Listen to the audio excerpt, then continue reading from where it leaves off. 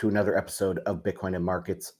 My name is Ansel Lindner, and today I'm going to go through a few articles here or a few current events in Bitcoin, talk about Choke Point 2.0, how that is going, quickly look at Paxful. They shut down. Going to go through an article real quick on that. And then I'm going to be mainly looking at this idea of slowing credit creation through loan provisions from banks, tightening credit standards, and also falling demand for loans in general. So let me share my screen and get a move on here.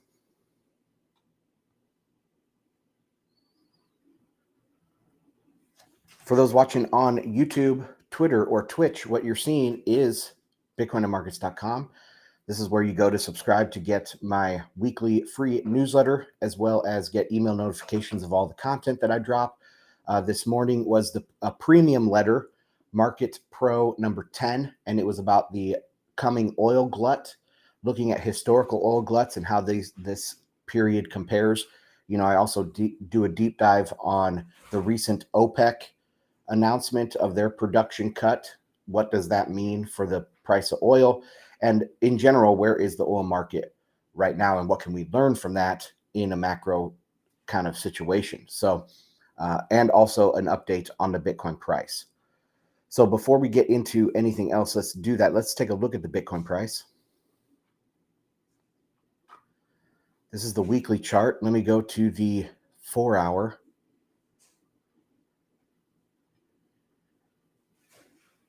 And I have on here two scenarios,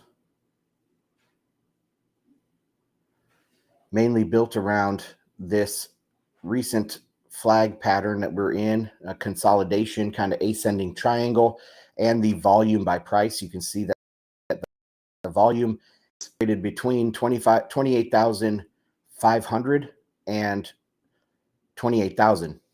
If we dip down below that, which I think is less likely, but if we do, then that volume zone will become resistance. We'll also break out of this pattern and go lower. Let me share that with my Telegram guys.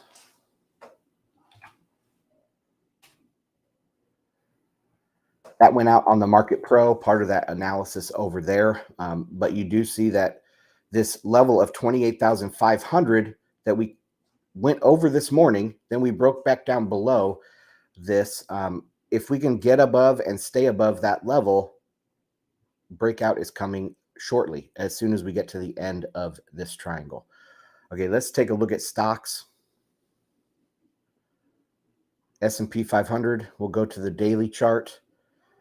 Nothing significant report, really, chart. We are approaching the swing highs from early February 2nd to be exact. Groundhog's Day back here was the most recent swing high. We did have this crash due to SVB signature and all of that, but it bounced before it even got to new lows. I mean, the daily close, the lowest daily close was nowhere near the daily closes from back in December. It was a new low close for the year, but that's just because, actually, let me see. No, January 5th was a lower close, and we had a couple lower closes right there at the beginning of the year. So it wasn't even a lower close for the year or the pattern.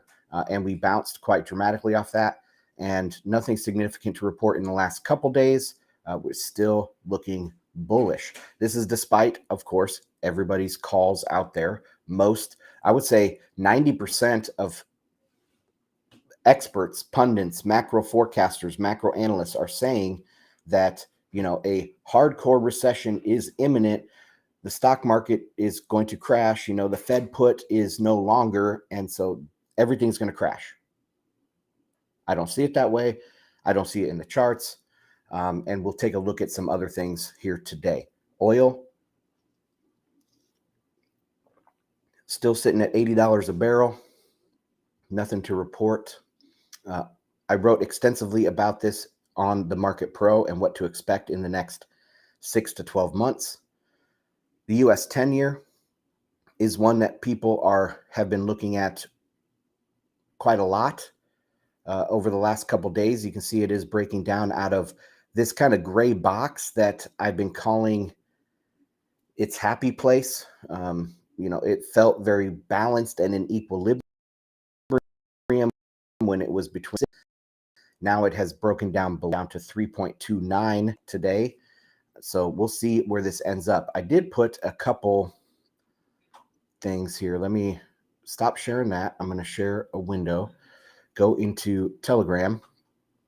And one thing that I shared this morning in Telegram, if I scroll up, I have a couple charts here on the 10-year. Let's pull this one up first.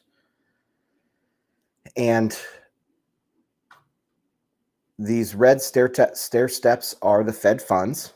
They don't really matter. You can see the 10-year was above and starting to go up before the Fed raised rates. And this was due to loose money, fiscal spending, stimmy checks, all of that was flooding. Trillions and trillions and trillions of dollars were flooding into the economy. This was CPI-led spending. As CPI went up, initially margins look good, right? That's one reason why inflation is detrimental, because it creates false price signals within the economy. Businesses think they're actually making more money, but no, it's because inflation is going up and they can charge a little bit more. Profit margins might be a little bit higher initially. Then they go out and get more loans or whatever. And we'll take a look at that in one of these charts coming up here in a second. But you can see money was loose and all this fiscal spending drove the 10-year higher. Then when was this? About September, October of last year, something changed. Money started getting tighter. There was less fiscal spending from the government. No stimmy checks. All that stimulus had run out. CPI had peaked. Remember, back in June of 2022, CPI had peaked, and demand destruction was setting in. So this is where we kind of find ourselves. If we go to the previous image here, now this one is showing the 10-year like we just looked at. Anything above this kind of gray box where it has been in equilibrium, roughly what I'm calling equilibrium, the economy was signaling, it was feeling like it was growing and money was getting slightly easier. But as it falls out of this gray box, the economy is slowing and money is getting tighter. So maybe as we move forward, we find a new lower level, a new lower kind of equilibrium, maybe around 3%. Who knows how far down it can go? But I do not expect a imminent collapse. I think we might have some sort of market event here, some last bits of contagion coming into the headlines. But Q1 is over. The contagion from Q1 should be pretty much over.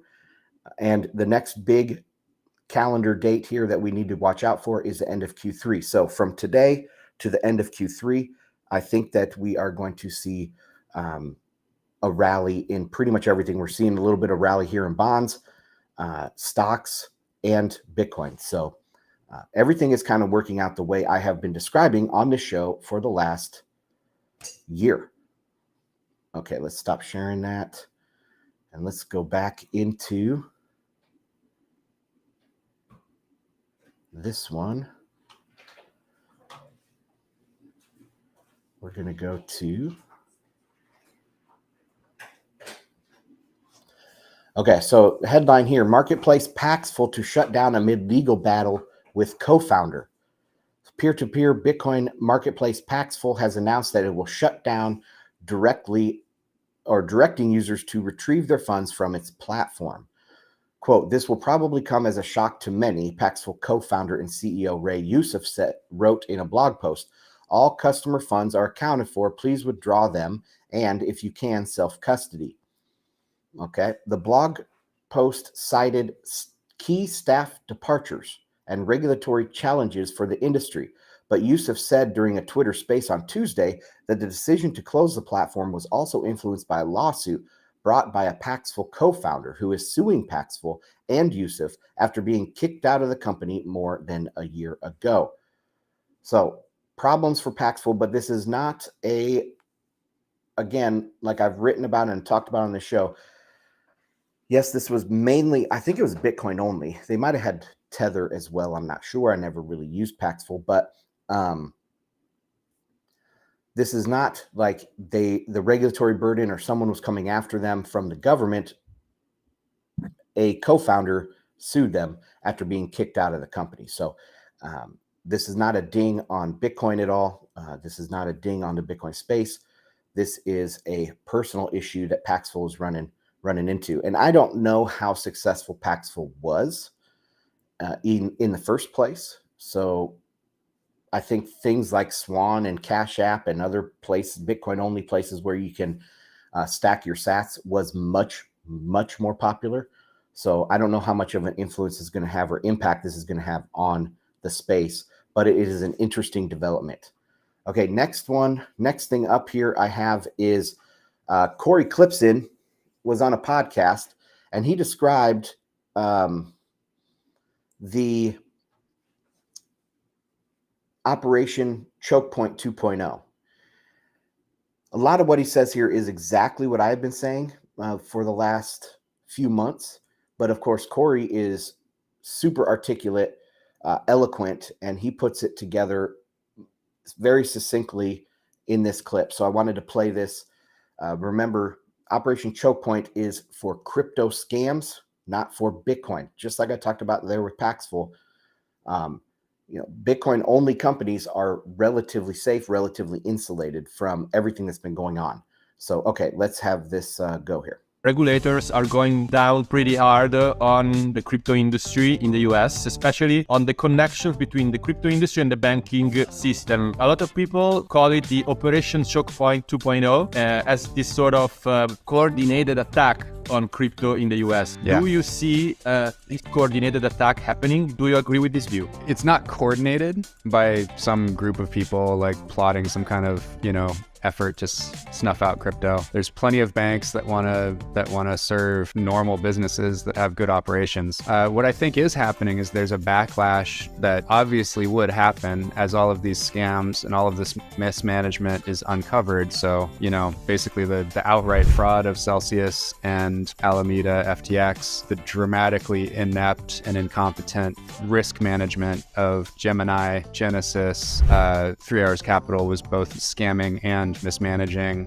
Voyager and BlockFi, dramatic mismanagement and tons of marketing misrepresentations, kind of false marketing. And so you can brand it Operation Choke Point 2.0 if you want to, but that's generally going to be kind of a self-serving label put on something to make it seem like there's a bad guy that's trying to do something to you when it's really just kind of a collection of actions that would naturally have occurred regardless of whether it's coordinated or not. So it's kind of crypto blockchain VCs pushing the idea of Operation Choke Point 2.0, making it sound like that's something that's like branded and organized, but really it's just, wow, the non-Bitcoin shitcoin industry dramatically fucked up and blew up and lost everybody billions of dollars worth of money and exposed themselves for being full of scams.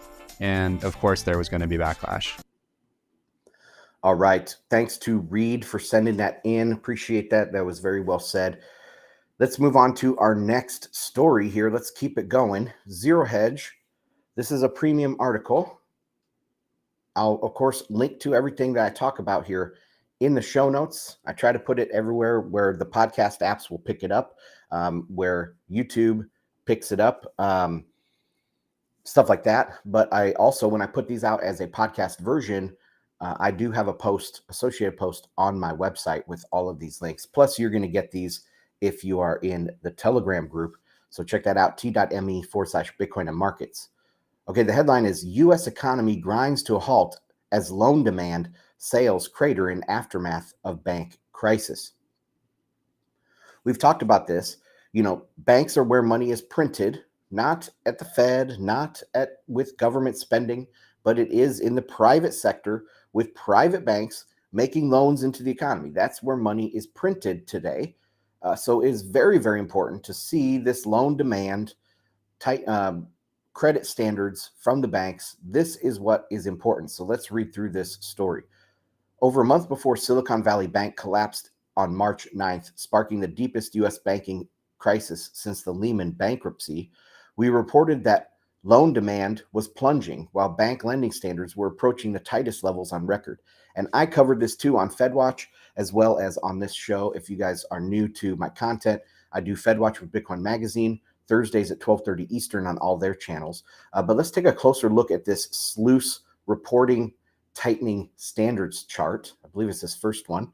And so you can see, if we could zoom in on the very far right of this chart, where you have this big spike in 2020, huge dive in 2021, and now a big spike again. So tightening standards going up. These are the number of domestic respondents of tightening lending standards for commercial industrial loans, to loans to small firms, credit card loans, construction loans, new auto loans, multifamily, non-farm residential loans.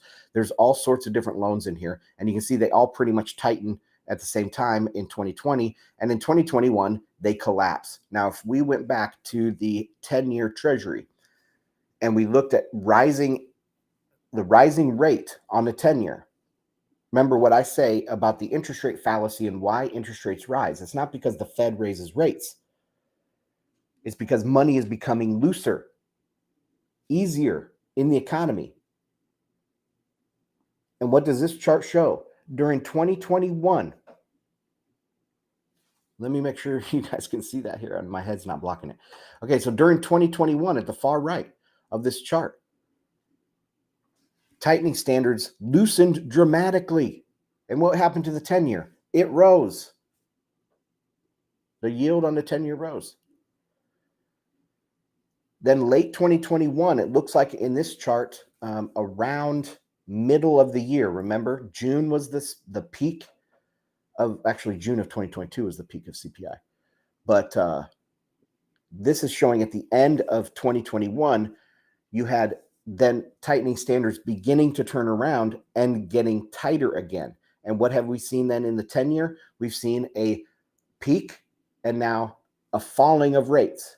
Rates will fall as credit becomes tighter. This is a very, very important concept to understand. Interest rates fall naturally as credit standards tighten and demand for loans goes down. Most people think that, oh, rates are going down, that means people will borrow more. It makes sense with housing, right? As rates go down, the affordability of your house payment goes up or whatever. So as your payments will go down, your monthly payments will go down. So the affordability of a certain amount of loan is cheaper every month. So the affordability of the house the affordability of the house goes up as rates go down. So people do borrow more in the case of housing, but they don't necessarily borrow more in the case of auto loans or commercial industrial loans or to loans to small firms, land development, et cetera, et cetera. So as rates are rising, that means more people are borrowing. Pretty much credit standards are going down and demand for loans is going up. There's credit expansion. As rates turn around and start going down, that means credit standards are tightening and demand is going down. All right, let's go on to the next part of this article. Share back this tab. And as we have noted frequently over the past month, the great fear, one also shared by Jamie Dimon and myself, is that the ongoing bank run and near-death experience of regional banks will force small and mid-sized banks to further tighten lending standards as they enter survival mode and hunker down, effectively grinding all new loan issuance to a halt. All new loan issuance to a halt. That means credit creation is stopping, but guess what's not stopping? Repayment. People are going to continue to pay down their debt. They're just not taking out new debt. So what does that mean? Net credit creation is negative. Deflation. Net money supply in the form of money printed by banks in the process of making a loan is going down. That's deflationary. The deflationary pressure is all around us. Now, that doesn't make sense for a falling dollar. You know, DXY is falling. and Bitcoin surging, unless you understand all of the different topics that I talk about on this show. Okay, let's continue. That's a problem because, as we also discussed previously, banks with less than 250 billion in assets are responsible for roughly 50% of commercial and industrial lending, 60% of residential real estate lending, 80% of commercial real estate lending, and 45% of consumer lending. And with key segments of the economy locked out of critical lines of funding, GDP will crater and U.S. will spiral into a recession, just as the inflation-fighting Fed ordered. Well, the Fed didn't cause this, okay? The Fed did not cause this. Let's take a closer look at this chart. These are broken out. This first one is commercial and industrial lending. And what they're pointing out is not this largest blue bar, but the other bars to the left of that largest bar. These smaller banks are responsible for about half of commercial and industrial lending. Residential loans, you can see they're a larger chunk, about 60%. The commercial loans, commercial real estate loans, they are a gigantic chunk. I think, didn't they say 80%? Let me see. 80% of commercial real estate loans. Yep. And then about half here of total consumer loans, not the largest blue line, but the sum of the other blue columns here. So interesting chart. Let's go back to the story. Unfortunately for the Fed, the central bank won't know until early May or 1 month from now, when the next senior loan of the SLOOS lending practices is published, what the impact of the bank failures has been on loan issuance. However, just like we don't have to wait until the next retail sales report to know the U.S. consumer spending has fallen off a cliff since the banking crisis began, we likewise already know what is going on behind the scenes when it comes to loan issuance. First, recall that last week reported in Fed Gets Its Wish, real-time card data shows consumer spending craters after start of banking crisis. That real-time credit card spending data from the likes of Citi showed that the third week of March and the first week after America's regional banks imploded, quote, was the biggest decline in total retail spending we have seen since the pandemic began. All right, so last week, 2 weeks ago, after all of these regional banks started exploding and having problems, SVB, Signature, First Republic, on and on, these other ones, and of course, Credit Suisse was in there on the European side. This was the biggest decline in total retail spending that they've seen since the pandemic with credit cards, which is a pretty big statement. I have a more clear image of this chart as well. Let's zoom in on this a little bit. And you can see the blue line total retail. Oh, let me share this tab. Total retail spending year over year is diving. It's negative 10%. And total retail spending ex food is about, on this chart, about negative 13%. Huge deal, guys. This is the economy that we're looking at right here. Okay, let's continue with this. Is there a comparable real-time equivalent to loan demand and standards? One which will save us the 1 month wait until the next SLOOS report? Conveniently, the answer is yes. And it comes courtesy of the Dallas Fed's latest banking condition survey, which had the following ominous conclusion. Quote, loan demand declined for the 5th period in a row as bankers in the March survey reported worsening business activity. Loan volumes fell, driven largely by a sharp contraction in consumer loans. Credit standards and terms continued to tighten sharply, and marked rises in loan pricing were also noted over the reporting period. Banking outlooks continued to deteriorate, with contracts expecting a contraction in loan demand and business activity in an increase in non-performing loans over the next 6 months, and an increase in non-performing loans. Some contracts cited, oh my gosh. That's my coaching alarm. I coach my son's soccer team. That's why I'm kind of rushing here, because I'm trying to get done before we do that. Okay, so some contacts cited waning consumer confidence from recent financial instability as a concern. And this is kind of the wow chart. Let me bring this up, zoom out a little bit. So this top left quadrant here, total loan volume, negative 18%. Wow. And you can see back here, pre-2020. So remember, we had the repo rumble late 2019, right when this dip was happening, roughly Q3. We talked about Q3 there a little bit earlier. We had that dip there, and then everything looked better. Lending total loan volume increased. Then in 2022, it turned south again, and it is negative 18%. Here's loan volume by type right under that. Everything negative. The green one, consumer loan volume, negative 33 on this survey. That is incredible. The least bad is commercial and industrial loan volume at negative 14.9. This is crazy, people. All right, let's get back to the story. Actually, let's just look at a couple more of these charts because I'm running out of time. The next one is this chart. Global syndicated loan sales fall to lowest since 2010. So this is global. And I'll zoom out just a little bit here. Via Bloomberg in this article that we're going through. Blue is the US, Europe, Asia, Canada, Middle East, and Africa, and Latin America. Now, I'll note something. On this last Q1 of 2023,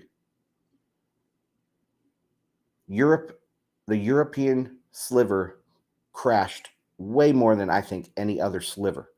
Asia's went down, so did the US's, but the European sliver, it looks like to be about a third, where the US looks to be still about 2/3 of Q4 of last year. Asia, maybe even 75% of Q4's volumes here. But you can see that issuance across all regions drop as borrowing costs rise. So this is the lowest since 2010 globally for loan issuance, for money printing. Money printing is the lowest in the private sector globally since 2010. Let that sink in. Has nothing to do with QE. It has nothing to do with government stimulus. This is private sector printing. Private sector printing. All right. And guys, that's where I'm going to leave it for today. Thank you for joining me. My name is Ansel Lindner. Thank you for hanging out on this Wednesday. If you like the content, come by tomorrow or the next day. I do these live streams pretty much daily. Thursday is Fed Watch with Bitcoin Magazine, 12:30 Eastern time. So check that out on their YouTube and Rumble channels. They also go on Twitch and Facebook Live and all sorts of other things. So check that out. Also check out bitcoinandmarkets.com. That's my home base. I have premium content there. I have free content there. And lastly, I'm going to plug my guys over on Telegram. I think it is very high signal. You're not bombarded with just crypto or Bitcoin. It is a hardcore Bitcoin and macro channel. So check out t.me/Bitcoin and markets.